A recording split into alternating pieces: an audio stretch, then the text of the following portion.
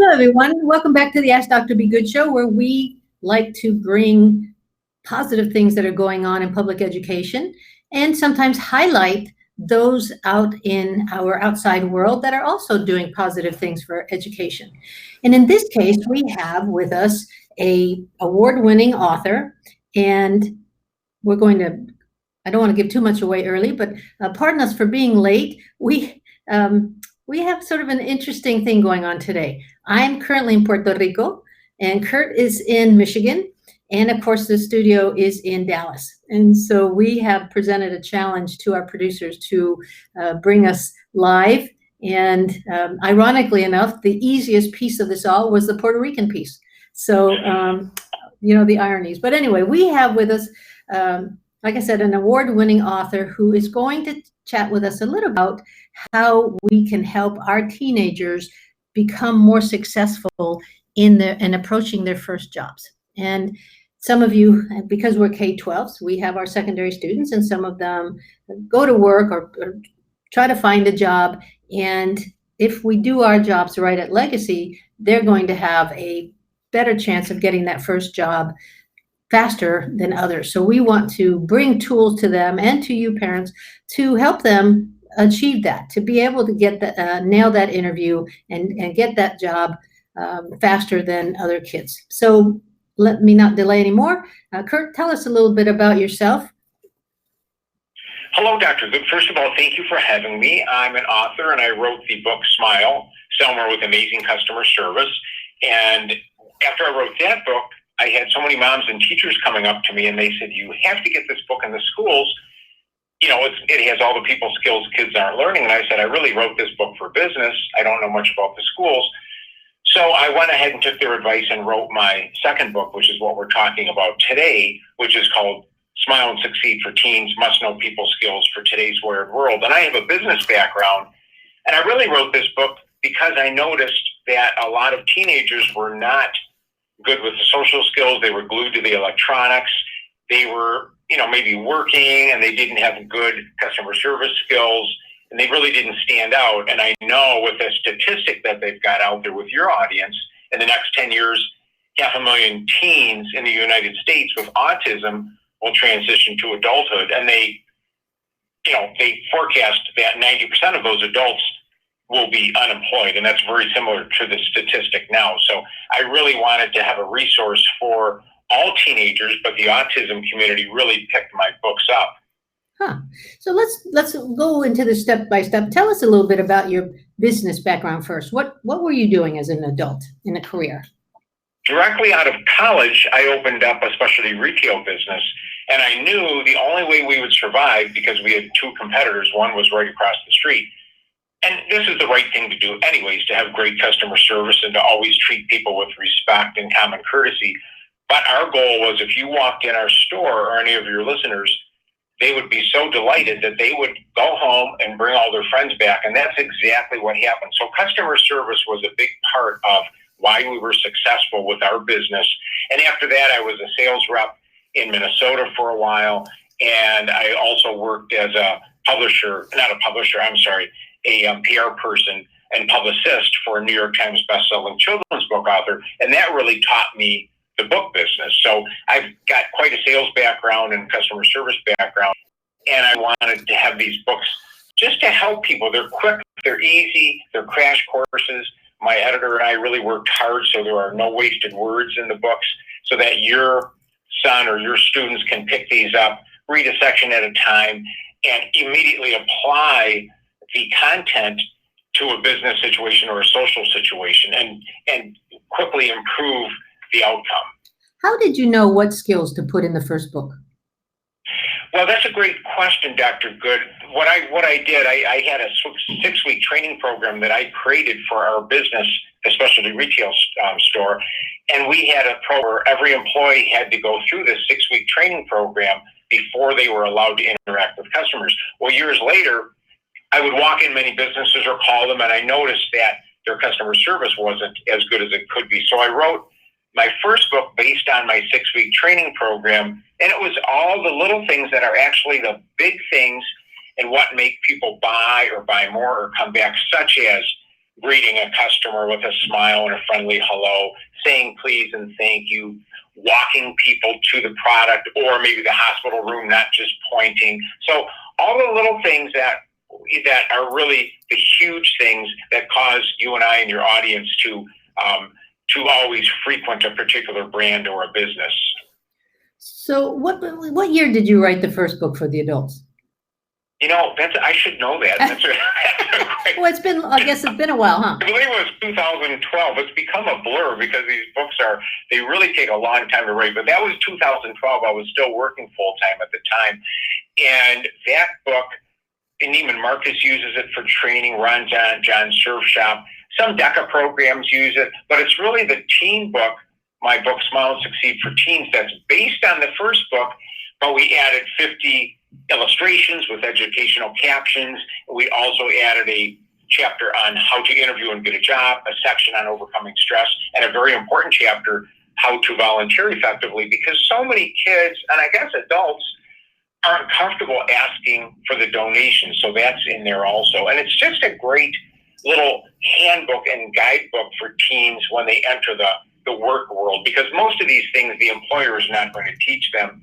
And my goal was to make whoever reads this book better than the other employees, especially if the individual is an individual with autism, so they stay on the job and they shine and the customers come back because how polite and how great the social skills were of this student. Now, do you have the same exact skills in the teen book as you did the adult book? No, I don't have such something like. There's a couple things that are not in there. A little more advanced techniques. Suggestive selling is not in there. A couple other items, but about 90% of it is. But we really worded it for teens. So I spent 9 months. First of all, I talked to a lot of teachers, a lot of moms, a lot of people like yourself. And then I talked to teens. I spent 9 months meeting with teenagers to write this teen book. So it's based on my first book, but it's really specifically teen to teenagers. For example, I would show this book to teens and we'd go through it and I'd say, what ideas do you have? And one young gentleman said, well, I would tell them not to chew gum in an interview. And I said, would they really do that? And he said, yeah, they would. So we added that. We did that for about 9 months, back and forth, until the teens would say, I can read this book because it was short enough. So at the very end, I said, would you read this? And they said, yes. And I said, don't lie to me. You're not going to hurt my feelings if we have to keep going. I don't want to put all this money into a book that is not going to sell. And they laughed and said, no, we're serious. We'd read it. And I said, well, why would you read it? And they said, because it's short and it has things that I need to know. And that's it. It's just very quick. But it has a lot of the skills that adults and teens do not have. For instance, when you call a business, how many times do they answer the phone with a smile and answer it properly? When they put you on hold, are they doing it properly? When you walk in, are they saying please and thank you? When they leave, are they saying, thank you, Dr. Good, for coming. We look forward to seeing you again. All the little things that are huge, and we may not raise it, but those are really the things that people to come back and spend money and be so brand loyal. So the book has been out long enough that you probably have some success stories on it? I do. Well, first of all, Temple called me, Dr. Grant. I don't know who she is, but she's really the leading autism advocate in the United States. And she called me one night and answered the phone. I didn't know if it was a crank call or it was her, and it was her. And she said, Kirt, love your book, read it today. You used my testimonial to get this book out to all teens to lower the unemployment rate. And she was really nice, and I do. And there was one gentleman, one of my friend's sons read the book, and he's in Southern Indiana. He works at a clothing store, and his father told me that his son is the only one in that business where the owners told him He can set his own schedule. He can come back whenever he wants to work, even though he's in college, because he treats customers the way they expect employees to treat customers. And my friend said it's all because of your book. And I get a lot of these types of stories from teachers. A lot of special education teachers use the book. A lot of teachers who are helping young adults with autism, they'll tell me that, I notice my son has more confidence, my son or daughter, they're smiling and saying hello to our friends at work, they're greeting people. And that makes a big difference because that is why those customers come back. So these things may sound trite, but they are very, very important in business. So you had inferred in some of the literature around your book that kids are needing these traits because of technology. Can you talk a little bit about that? Yes, I've noticed we've lost the social skills, and they've done studies on this. And, Harvard University has stated that social skills are the number one factor in getting a job. There are so many kids out there who are glued to their electronics. Writing this book, I learned from some of the teens that their brother, who is a teenager, is afraid to make a phone call because he would rather text. So the technology has made the social skills with young people even worse. They're using that as a crutch. They're texting. They're not calling. They're not talking face to face. So in my book, Smile and Succeed for Teens, we have a section on cell phone etiquette and cell phone, which really helps the young adults. Then I have a teaching guide, which goes further into those exercises.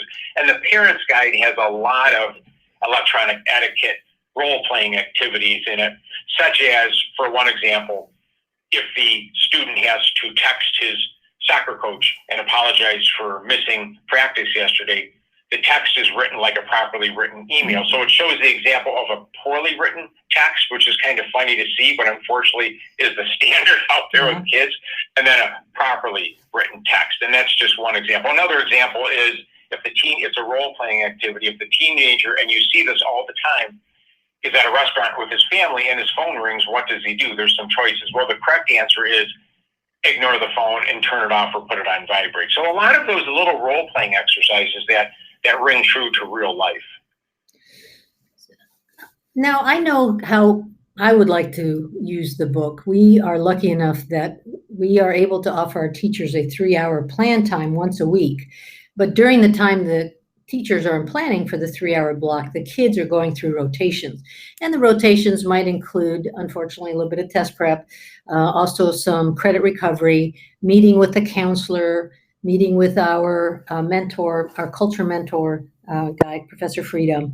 But I can very definitely see this as being part of a rotation where the counselors sort of bring the book to their attention sort of chapter by chapter and let them reflect on it and what does that look like in real life and so forth.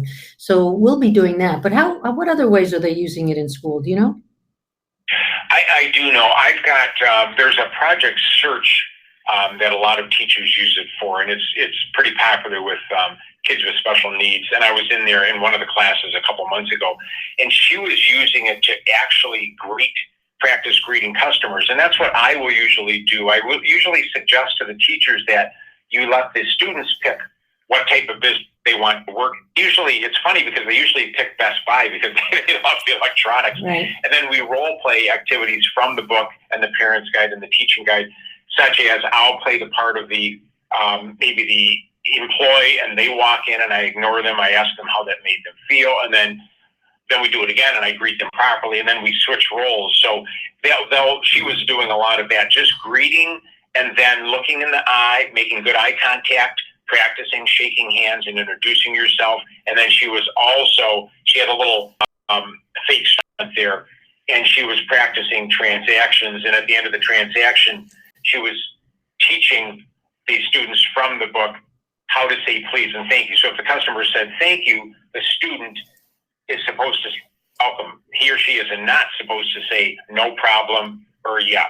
And then they are supposed to thank the customer. Thank you so much. So it's all very basic, but it's all very important because these are real life transactions that happen. And so they do some of that. They also do some tricky questions like if they're practicing restaurant skills, can I get a special sauce on my salad?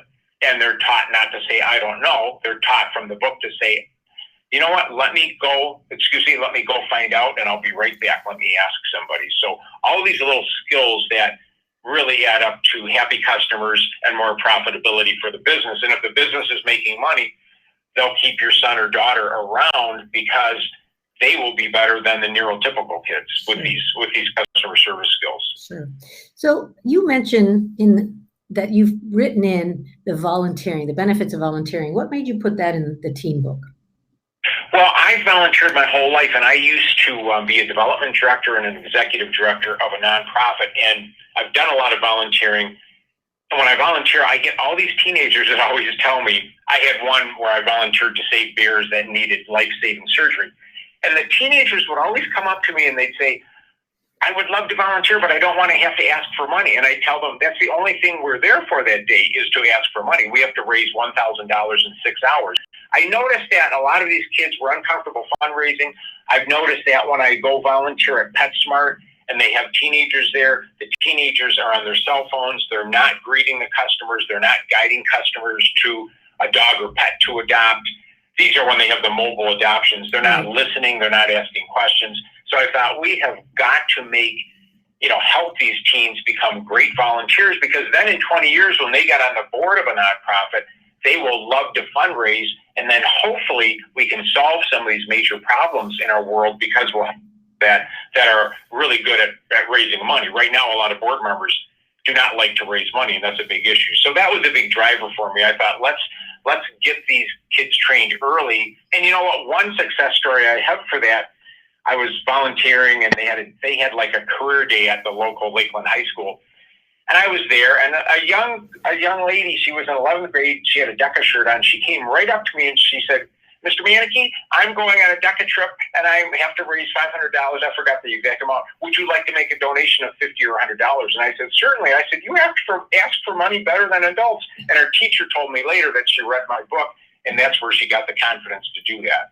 Well, wow. And it cost you. It did. I sent her $50. But she was great. I mean, if we can get these teenagers and your students to be confident and realize that, you're making people happy by helping them invest in a cause they like, you just think of the millions of dollars we're leaving on the table by not teaching these young people these very simple skills. Most of the students have a huge fear of asking for money. So one of the big drivers now for public schools is making sure that all of our kids apply for college. And one of the things that you do in your book is to talk about how to, that you infer that what colleges are looking for in the applications. Can you talk a little bit about that? Sure. Now, that's not my huge area of expertise, but from the people that do this type of thing at colleges, I've talked to a few of them in depth, and the two main things they are looking for are community service and also what they have on their social media profiles. So, it's so easy to type somebody's name in Google or on Facebook, and you want to make sure that, and this is in my book also, whatever you post online is there forever, including photos. So you want to make sure that your young adults type their name into Facebook, type their name into Google, see what comes up, type their name into Google and look at Google Images, see what's out there on them, because you want to make sure their profile is squeaky clean. And if it's not, you can go in and get rid of any of this. And I would do the same on Facebook. So that's really key to them, because they do not want any problems with their students that are coming in, because that's their reputation. So those were the two big takeaways that I learned from the admission officers at colleges that I spoke with. Now, we're starting to hear stories about kids who have gotten full ride scholarships to Ivy Leagues, but then the Ivy Leagues do some digging and see some not positive social media stuff from the past, and they will rescind that scholarship. So, exactly. I had an interview with Autism Live with the host Shannon Penrod, and she told me the same story. 3 young adults on their way to Harvard, and the admission officers did some investigating on social media, saw what they were doing, and they lost their scholarship. So it is really, really important to make sure those profiles are clean. Yeah. Now, you were encouraged and actually did write a parent guide for the teen book. Can you talk a little bit about how that happened?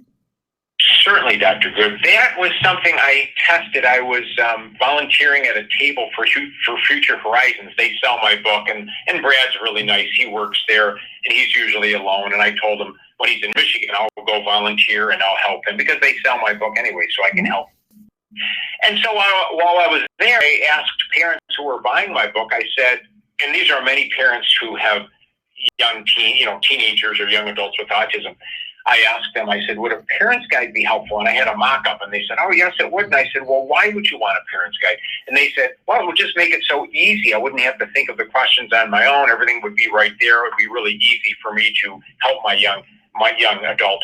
So the parent's guide has 24 fun activities to help teens and young adults, tweens also.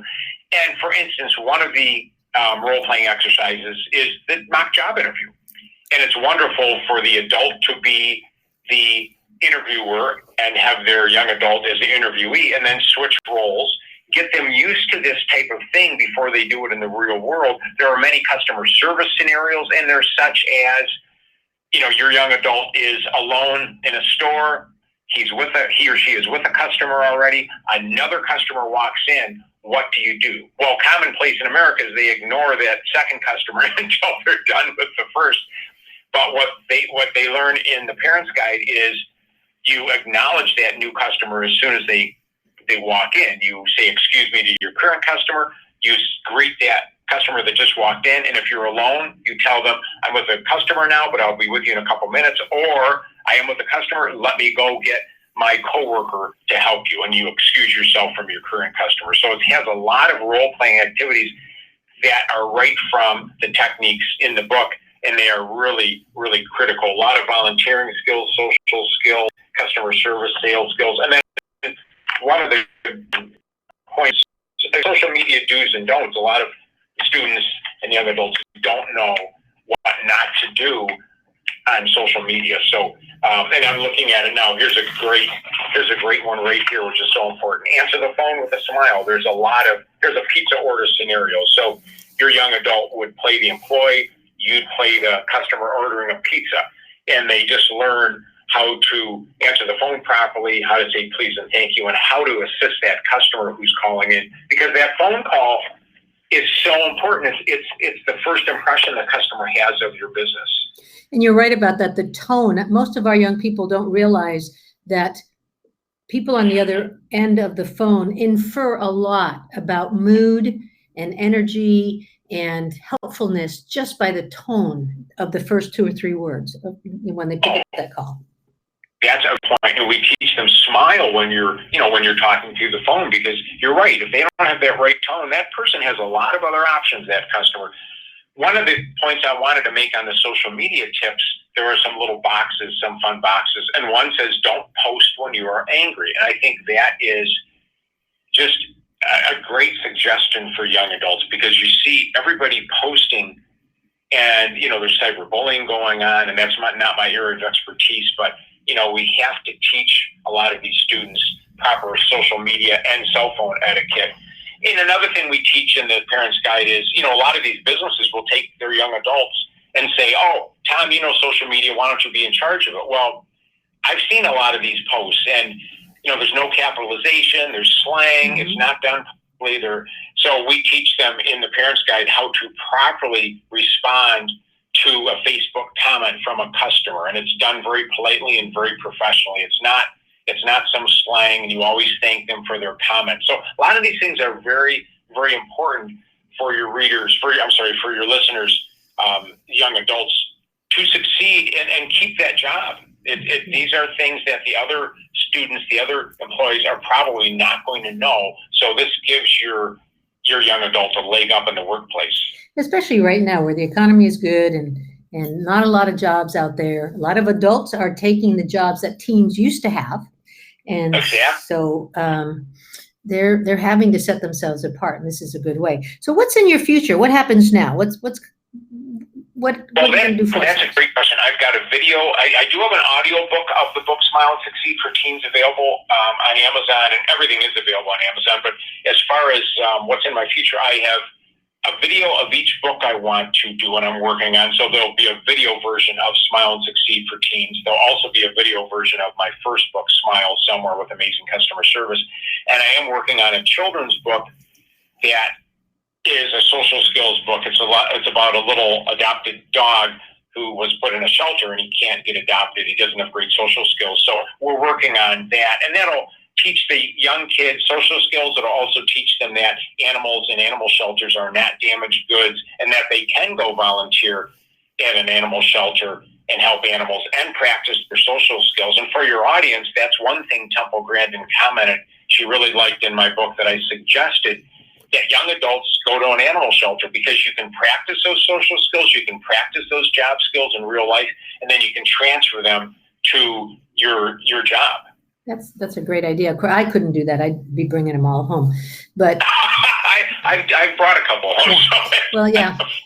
I just did that in November. I brought another one, but anyway, yeah, I'm a sucker for rescue dogs. But anyway, so I thank you so much. And one suggestion that I thought maybe I would put in your mind is AR. Putting on the goggles. I had the opportunity at a conference to put on the goggles and to go through science labs. And so you might consider doing that with role playing, because sometimes we don't get a lot of adults in our life that can role play with us. But if we had AR goggles on that led us through those practices, that might be something interesting. And that would be like centers for us in a school. We could have kids at different centers practicing different skills with the AR goggles. But anyway, I can't believe how quickly things have. I know. Thank you. You've been easy to talk to today. We look forward to Thank you so much. And I love the suggestion. Thank you for having me, Dr. Good. I really enjoyed it. Well, we did too. We are going to be posting the links to your teen book and to your parent guide. We may also go ahead and put the adult guide, the first book that you did, on the post as well. Parents might be intrigued enough to click on that and see what they can do to better themselves for the job market, which is so tight right now, right? So Sure. Thank you for that. Keep in touch, and we will maybe have you on in a few months when you are ready with your next stuff, and maybe you can come read the kid book to us. So, I would love that. Thank you so much, Dr. Good. I really enjoyed it. Thank you for having me. Oh, Mar, it's always our pleasure to have people. And again, congratulations on actually having written books and published books. You are one of the few who actually has gone ahead and done it. We commend you for that. Well, thank you. And thank you for what you're doing with your excellent schools. Thank you so much, Dr. Good. Thank you, sir. You're welcome. Thank you for tuning in to the Ask Dr. Be Good show.